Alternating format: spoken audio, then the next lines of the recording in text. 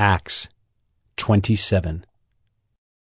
And when it was decided that we should sail for Italy, they delivered Paul and some other prisoners to a centurion of the Augustan cohort named Julius. And embarking in a ship of Adramyttium, which was about to sail to the ports along the coast of Asia, we put to sea, accompanied by Aristarchus, a Macedonian from Thessalonica. The next day we put in at Sidon, and Julius treated Paul kindly and gave him leave to go to his friends and be cared for. And putting out to sea from there, we sailed under the lee of Cyprus, because the winds were against us. And when we had sailed across the open sea along the coast of Cilicia and Pamphylia, we came to Myra in Lycia. There the centurion found a ship of Alexandria sailing for Italy and put us on board. We sailed slowly for a number of days and arrived with difficulty off Cnidus. And as the wind did not allow us to go farther, we sailed under the lee of Crete off Salmone.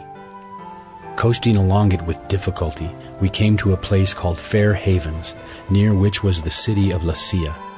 Since much time had passed, and the voyage was now dangerous because even the fast was already over, Paul advised them, saying, Sirs, I perceive that the voyage will be with injury and much loss, not only of the cargo in the ship, but also of our lives. But the centurion paid more attention to the pilot and to the owner of the ship than to what Paul said. And because the harbor was not suitable to spend the winter in, the majority decided to put out to sea from there, on the chance that somehow they could reach Phoenix, a harbor of Crete, facing both southwest and northwest, and spend the winter there. Now when the south wind blew gently, supposing that they had obtained their purpose, they weighed anchor and sailed along Crete, close to the shore.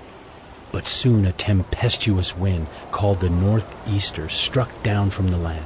And when the ship was caught and could not face the wind, we gave way to it and were driven along. Running under the lee of a small island called Cauda, we managed with difficulty to secure the ship's boat.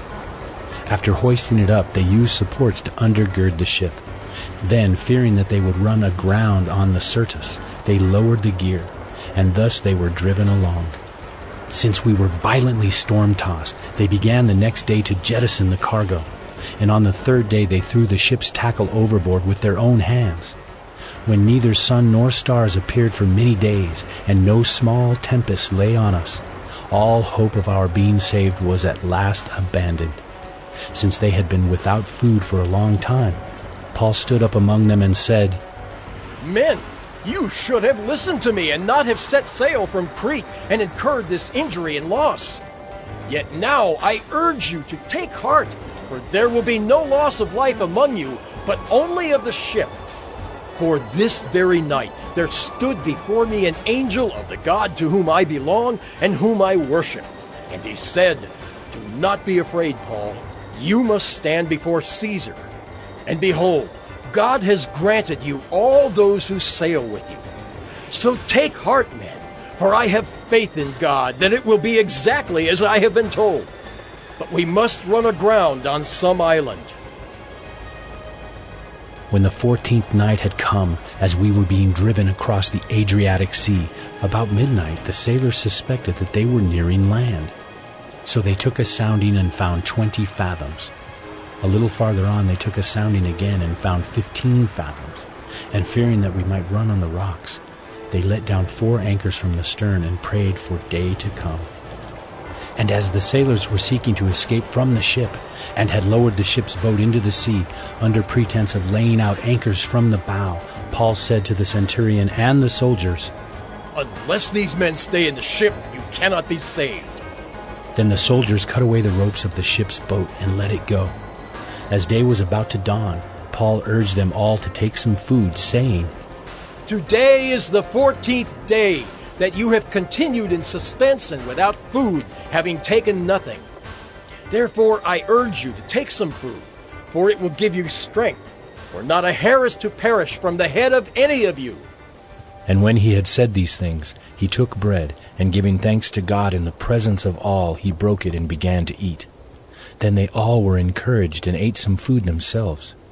We were in all 276 persons in the ship, and when they had eaten enough, they lightened the ship, throwing out the wheat into the sea. Now when it was day, they did not recognize the land, but they noticed a bay with a beach, on which they planned, if possible, to run the ship ashore. So they cast off the anchors and left them in the sea, at the same time loosening the ropes that tied the rudders. Then hoisting the foresail to the wind, they made for the beach, but striking a reef, they ran the vessel aground. The bow stuck and remained immovable, and the stern was being broken up by the surf. The soldiers' plan was to kill the prisoners, lest any should swim away and escape. But the centurion, wishing to save Paul, kept them from carrying out their plan. He ordered those who could swim to jump overboard first and make for the land, and the rest on planks or on pieces of the ship. And so it was that all were brought safely to land.